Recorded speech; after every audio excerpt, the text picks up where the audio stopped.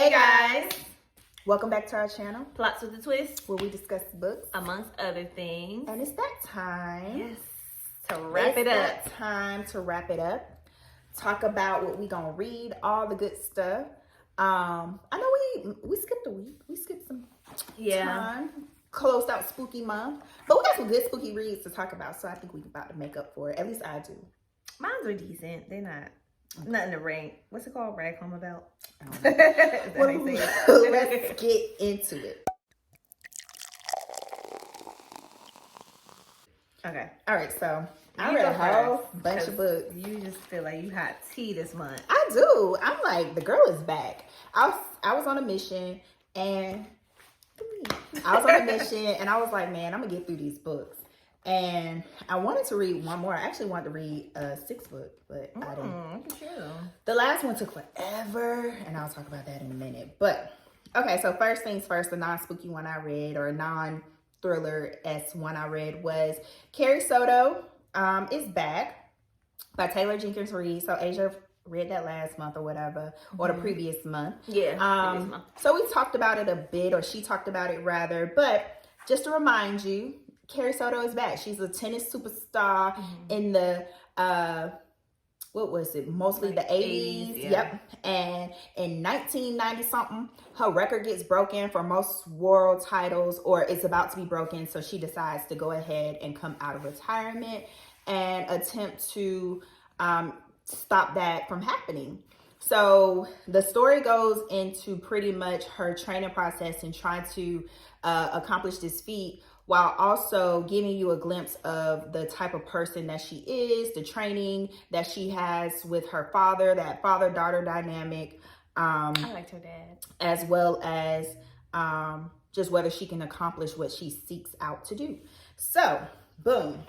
Okay, so I liked a lot of things in this story. I agree with you, though, that it's not her It wasn't your favorite, wasn't my favorite, so I'll talk about why in a moment. But first, I did like the idea of this comeback story, you know, that she's been ingrained in her whole life that she's the best, she's the best, she's the best. And it's kind of like, yeah, let me prove it. You know, I like that. Strong, you know, athletic female coming out of retirement, gives you, like Serena, you said that, but she ain't no. She ain't retired, right? So I found myself nervous and rooting for her in moments. There was moments like it went through the matching stuff, so you were like really engaged with that. I felt it was a really engaging story. And she just does a good job of really keeping you invested in her stories. I think that's consistent amongst all her books. Where I think this one kind of lacked was like foundational information. I think she sped through her upbringing a little bit just to kind of get to the comeback story. So I get that part, but I feel like that's aided in her other books being a little bit more successful because she was a little bit more connected with the character. Yeah. So it wasn't too much character development in the beginning for you to understand why Carrie is the person she is, because she wasn't a likable person at all, at least in the tennis world, for the sake of the book.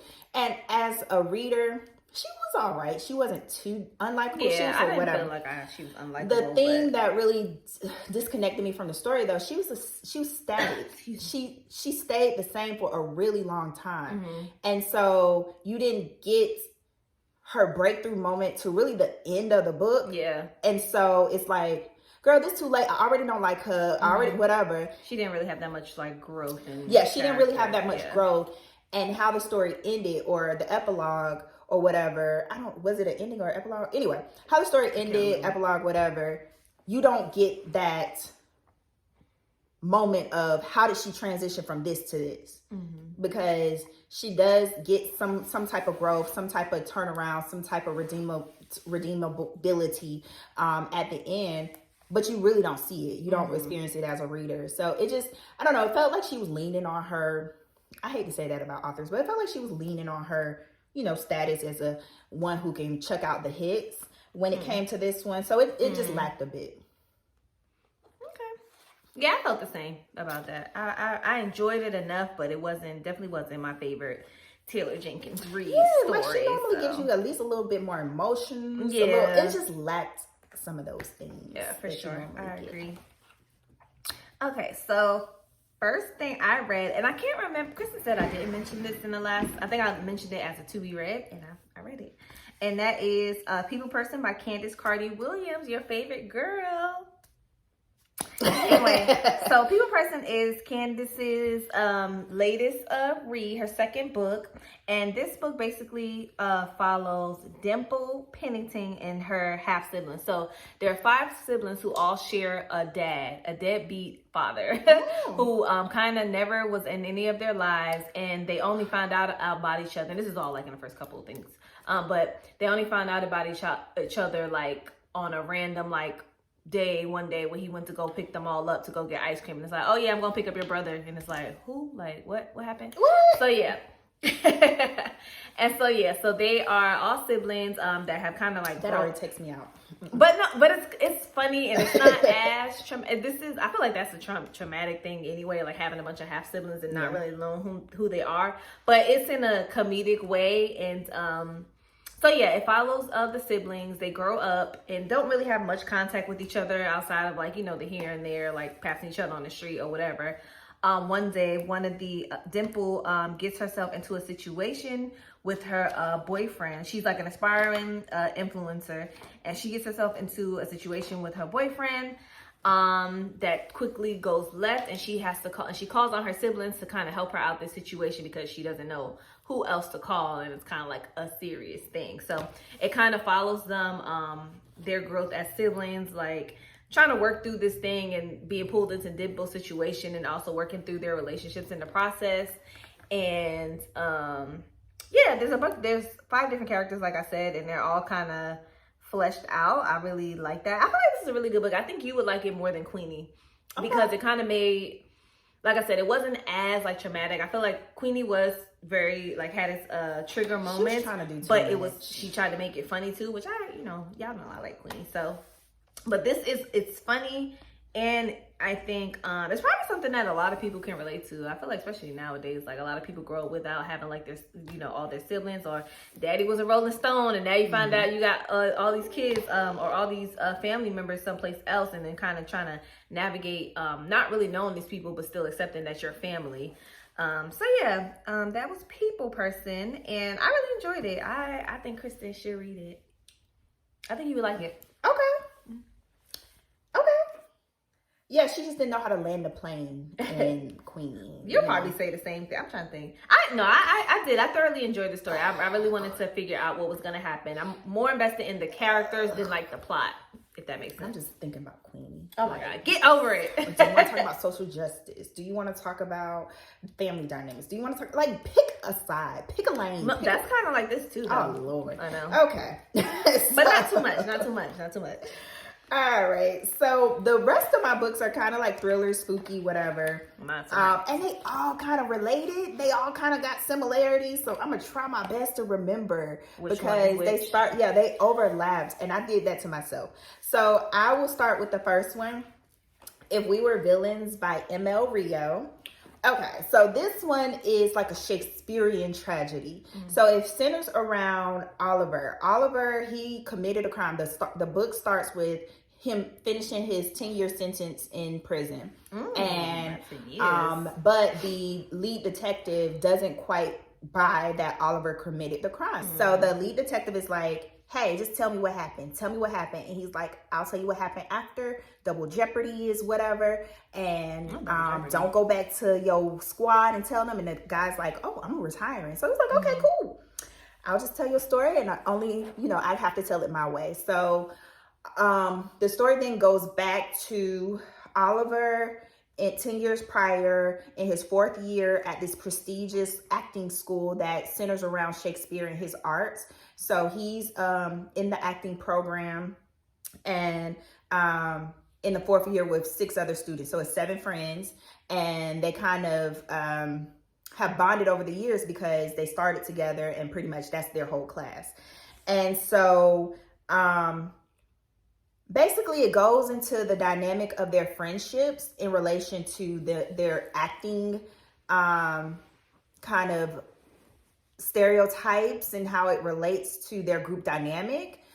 Because you have Oliver, who's consistently cast as like the sidekick, and he has his best friend James, who's always cast as the hero. They have Richard, who's kind of like also a real leading man, and so on and so forth. So really you just go into the story of their kind of final year and what events led up to a person within their group, seemingly maybe Oliver, committing a crime, what that crime was, and what it did for, and what actually happened. Who actually did it, what actually happened. So I hope that makes sense.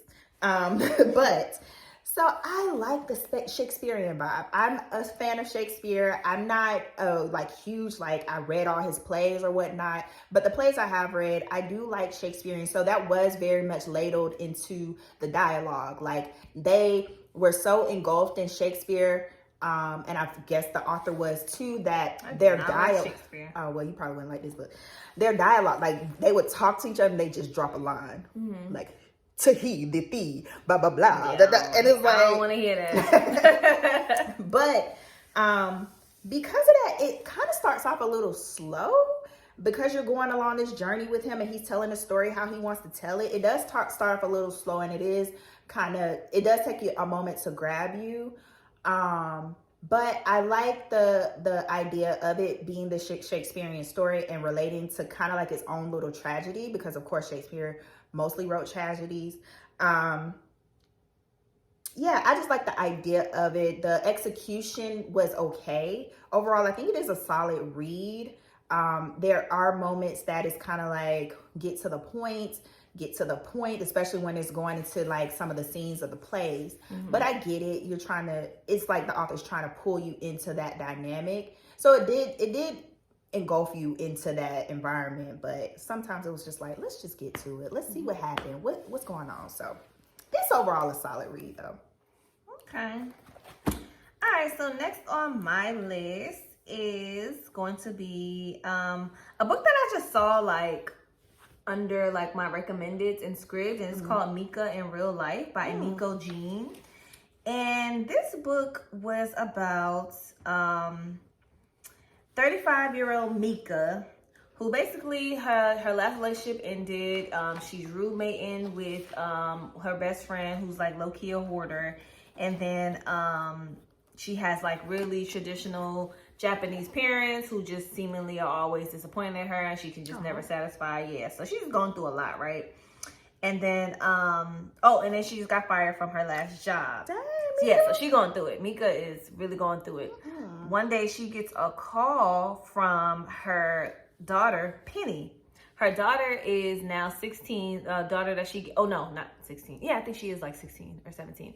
Her daughter finds her. She gave up this girl for adoption when she was 18, when she was in college. Gave up this girl for adoption, and then the girl calls her randomly out of the blue, just wanting to, because she got a letter from her birth mother saying like basically like, you know, she has her blessing to go find her a letter from her adopted mother, excuse me. I was gonna say to go find her birth mother, like giving her blessing to find her birth mother. Right. And so so they just kind of go on this journey. Like she meets the girl, but of course she's not feeling herself. She feels like she's a failure in life. She started lying to the girl and telling her like she this, she that. She got an art gallery and stuff. And so the story just goes from there, kind of like taking a look at their relationship and Mika's shortcomings and how she's like really dealing with that. And then it has some romance sprinkled in from an unlikely place. And it was cute. I felt like it was just really like a fluffy read, even though it sounds like it would be like kind of heavy. And I guess there were some like heavy moments. And especially like the moments with her parents, specifically Mika's mom, who just always seemed to, you know, be perpetually disappointed by Mika. But you know how parents be. Then you have to realize they're just adults and who, you know, had a kid one day and you that kid, and you got to figure out like your parents are human too. So it's moments like that. It was a cute read. Yeah, nothing like crazy, but it was cute. I enjoyed it. Okay. Yeah. It was a random pick. Yeah, because I ain't never heard of it. All right. So, okay, boom. Another spooky. You jealous of my spooky reads? Yeah. I So another one I read, again, like I said, I was just looking on the list and I was like, come on, are you available? Are you available? And so that's A Flicker in the Dark by Stacy Willingham. Again, bear with me because some of these things overlap, but this one kind of was a little bit different than the other one. So so Chloe Davis, she is a psychiatrist or psychologist in the town of Baton Rouge, and pretty much she has her own practice, you know, living her life, thriving, doing what she needs to do to help these young girls come through their situations. But she has a dark past, a dark legacy. Her father is in prison for allegedly being responsible for the disappearance of 6 teenage girls in her hometown. Oh, wow. And so she gets a call from a reporter who's basically wanting to talk to her because it's approaching the 20-year anniversary of her father's sentence or whatever. And so pretty much this stirs up a lot of things for Chloe. Her herself is still coping and dealing with the ramifications of going through this period, being a young child when her father allegedly committed these crimes. And so she has like weird coping mechanisms where she takes out prescriptions under her fiance's names and kind of drugs herself to kind of numb herself throughout instances in the book. So as she's dealing with that, she's about to be married, and basically events start to happen where young girls in the current town that she's in start to go missing, and they seemingly all turns out to have a connection to Chloe. So pretty much her working and talking to the reporter who's looking into the crimes already start to kind of look further into what happened. Is this a copycat? Or is it a huge coincidence that all these girls are going missing again? And did they get it wrong the first time? Or what is going on? So I would say overall it did have a really truly suspenseful vibe, because you did get like that, oh, let's look over here, let's look over there type thing. And you did want to stay in there with it to understand what was going on, who did it, is this a copycat? If not, is there someone related to Chloe's past that actually is, you know, doing these things, whatever.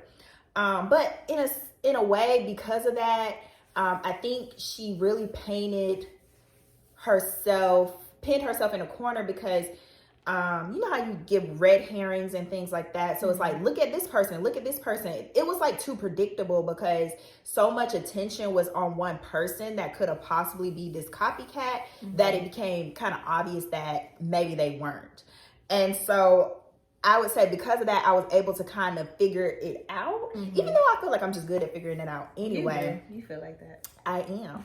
But even though I feel like that, I feel like this was obvious. And then I even looked at reviews. I saw a lot of people say it was like painfully, like they was like, it's painfully predictable. I will say there was like 1 or 2 surprises for me.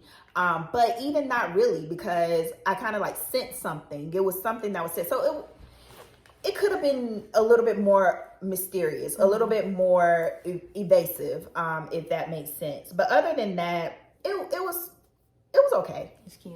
Yeah, it wasn't horrible. Like if you read it, you probably enjoy it, but it's kind of one of those where I'm just reading because I know what's going to happen, and I just want to see if that's going to be the case. So, gotcha. Okay, so next on my list, it's not really spooky, but I feel like it kind of is a little creepy. Wait. Verity.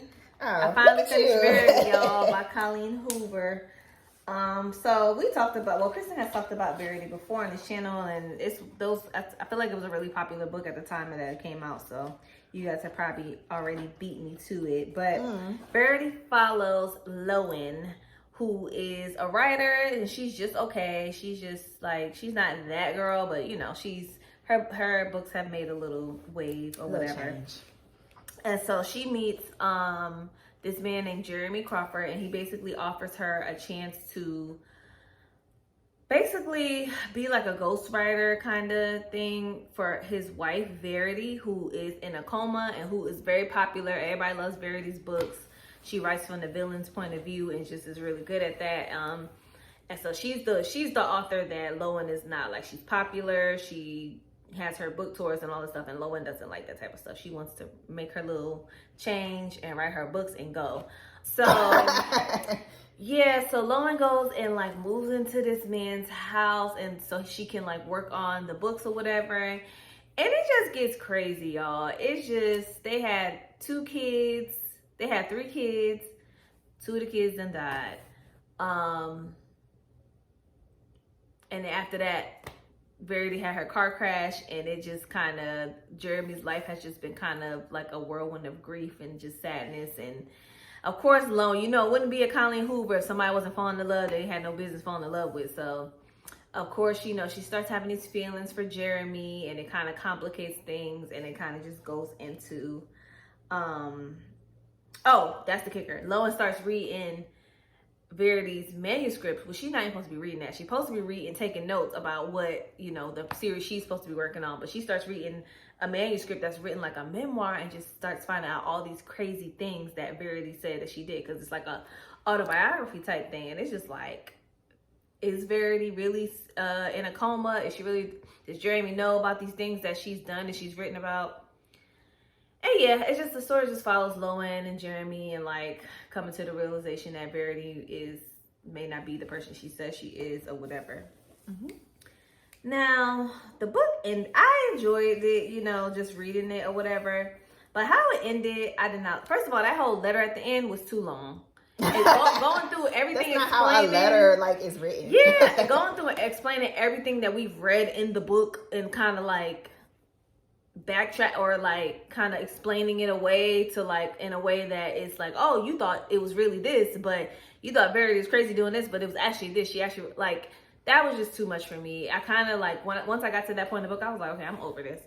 And then it was just, I didn't like the plot twist at the end, without spoiling it for people who didn't read it. It just, I don't know, I didn't like that.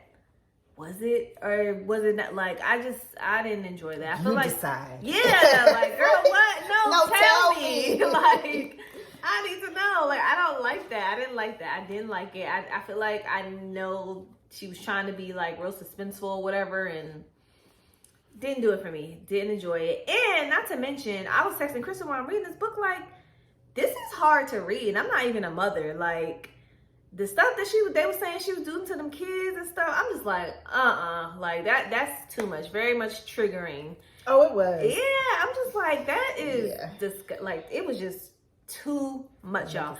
Verity gives me, I mean, not Verity, Colleen gives me, girl, what's going on in your mind? Because a lot of her books, and I get, you know, everybody has trauma and stuff, but it's just like, what is going on? So, yeah, that was Verity. Finally finished that and got that out the way. And those are my thoughts. I didn't hate it, but the ending just didn't do it for me. And like I said, a lot of the triggering moments was just too much, too graphic for my liking. So, yeah. Okay, another book about a school. So, the next book I read was One of Us is Next. So, that wasn't on my TBR, but I ended up getting it available after some time. So I read One of Us is Lying. Oh, is this like dark academia? I'm seeing that a lot going around, like that genre. I'm like, y'all just be making stuff up. Cause no, dark academia. That's a thing, girl. Like, I used to love So it just means drama, but in school. Drama, but in school, yes. Making stuff up. I love like a school-based story. I mean, I'm too old for it, but. Okay, so this is a sequel to One of Us is Lying. So I mentioned that I read that earlier. Was it earlier this year or last year? And I mentioned that as one of my favorite thrillers. I really did enjoy the first book, so I of course wanted to check out the sequel. So the sequel follows one of the main characters from the first book, Brent. I think her name was Brennan, but her younger sister Maeve. And so Maeve is now a junior. And it follows her and 2 of her friends. So Knox and Piper. I can't remember the other girl name. I meant to write it down. But pretty much it switches perspective between those 3. And okay, the first one, it was about this gossip site that was ran by this boy who ends up passing in the first book. And the drama and investigation surrounding that event. And so now the site has been down and his passing has been 18 months. And there has been copycat sites who've tried to come up, but no one has really been successful, and the school has been shutting down all the gossip sites. But one gossip site ended up getting through, where it's like a truth or dare game where if you pick truth, they'll reveal a secret about you, or if you don't respond at all, they'll still reveal a secret about you. But if you pick dare, they won't reveal a secret about you, and you of course have to complete the dare. And so pretty much this is now plaguing the school, and events start to happen where people who pick the dare, they get all this acclaim, and people who don't pick anything or pick truth are getting like shunned. So all these secrets start to come out about a couple of the the main characters. And then eventually something happens where a student passes, and there's mystery surrounding their death. They fell through a construction site or whatever. But shortly after that, the game abruptly stops. So Maeve, she was a key player in the first book in regards to figuring out things and helping her sister kind of figure out things. So she kind of goes down that same path of trying to figure out what happened.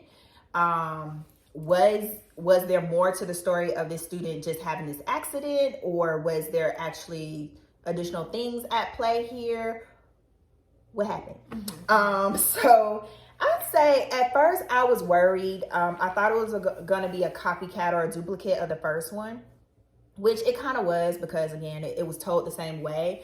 But I did like the changes and the updates that this story brought in regards to it being a sequel and not just necessarily copy and paste. I get disappointed when sequels kind of do that. Like, yeah, it's the same story but different. But I did like the twists and spins. I did like how it still involved some of the previous characters from the first book. So I think overall, I actually did enjoy this. I think this was a successful sequel.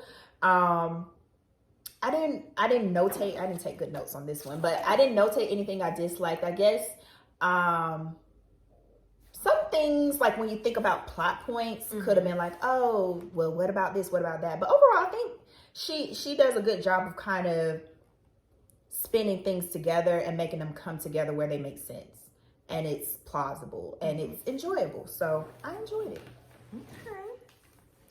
Okay, so I think this is dark academia too. It's in a school, kind of. I read it. Okay, so that's the last one I read. Okay, so we can talk about it together then. So we both read, this is my only kind of spooky read this month, and that's Ruth Ware, The It Girl.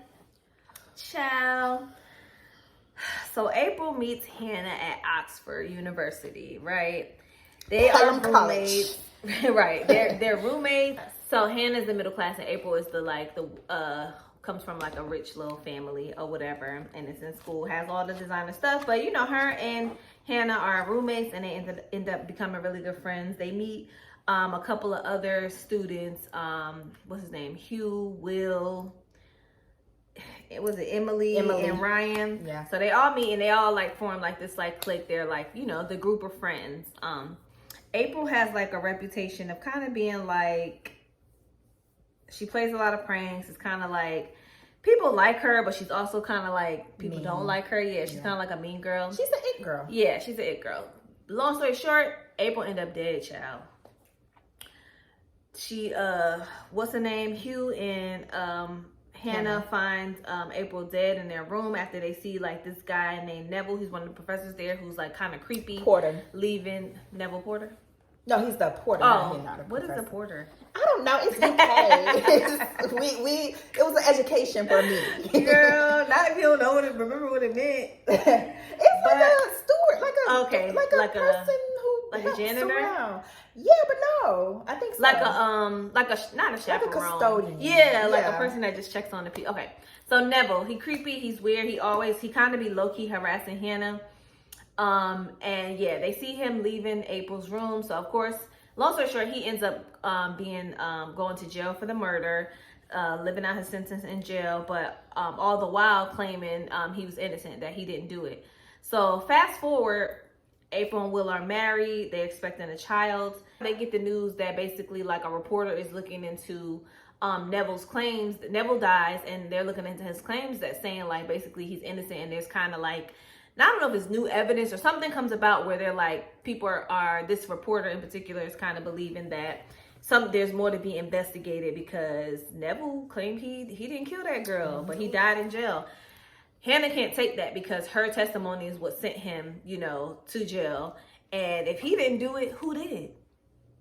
So it kind of goes back and forth from the present to the past when they were in school, and Hannah recalculating like all the moments that led up to April's death and trying to figure out like who actually killed her. Did I send the wrong man to jail or whatever? So yeah. How'd you feel about it since I did all that?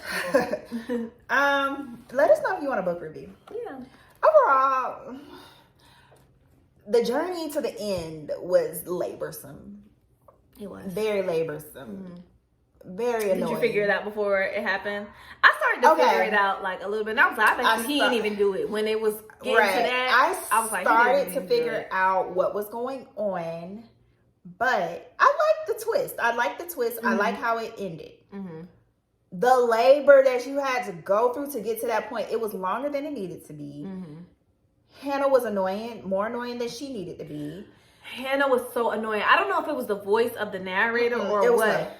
Like, speak up. She was so annoying. It was like she was aggravated. Just say it, girl. Just say it. She was aggravated. She was. And she stayed that way the whole time in her life. Like, why you that type of person? I get it. You went through trauma. But not before that. Yeah. That's I didn't. But overall, I feel like I see why people like it, but did they like it? I think it got 3.89. I got 2. Well. You gave it 2. I don't know. I feel like you said, it was just so hard for me to get through, and I was trying to finish it because I'm like, no, this is my one spooky read. Like, I gotta finish it, and I was just over it by the time it was done. So I was just like, and it didn't like, I was invested, but not really. Like, I was kind of just like, who cares who killed this girl? Like, that's how I felt towards it. It's like, and the same with the other book. It's like they spend so much time and attention on one person and whatnot. You're like, yeah, he did it. What are we trying to prove? What's going on? He's creepy. He did it. So what's this journey we going on? Yeah. And I find it challenging to, like, when you know what happened, when you know who was accused, I find it challenging to be immediately invested in those types of books because it's like, what are we doing here? Yeah. I get that we're going to go on this journey to possibly prove that this person did, but it was like everything was shaping up like he did it. Like, what are we doing? And then I felt like the person who did end up doing it, the reasoning still wasn't there for me. I was kind of like, it was there, but it could have been fleshed out more. It wasn't a good enough like it wasn't drilled in the way that all the other stuff was drilled in. Ones, they would have made more sense. But yeah. So yeah, it was all right. Like, that's why I didn't get to my last book because it took me so long to get through. It took me a while to get. I stopped listening for a while, and I was like, okay, let me finish this up because I want to have another book on my thing. So yeah. But let us know. You know, we kind of said, let us know if y'all want to read. Yeah, we like to trash books sometimes. All right. Would you got another book? A half book? Well, so let me get. She feels like hardcover. So y'all, guess what? I've been reading a physical book, and I'm like, hold on, I'm like this much through. So I've been reading Tana French. I see. Like, did you just pick a page? Yeah, but it is like I just remember how much it was. How it felt. In your hand. So it's like right here. Oh yeah, right here. So I'm like right here. Oh, look at you. I know. I've really been reading, y'all. So I'm like, if I can get through a good Tana French. The font. Like, this is like little. Oh, Tana French is like, you have to read her. You have to read her. So I am almost done with that book. It didn't make it for this month, but I definitely will be done by next month and have a little something to say. I'm just so excited. Me too. Yeah, you're not getting through no Tana French. I mean, for you. I'm excited for you. Oh. Okay. All right. Well, we did a lot of jibber jabber, ticker-talking to whatever the phrase is. Let's get into what we will be reading for this month. November. It's already November, y'all. Christmas tomorrow. Basically. How you gonna skip over Thanksgiving like that? You one of those?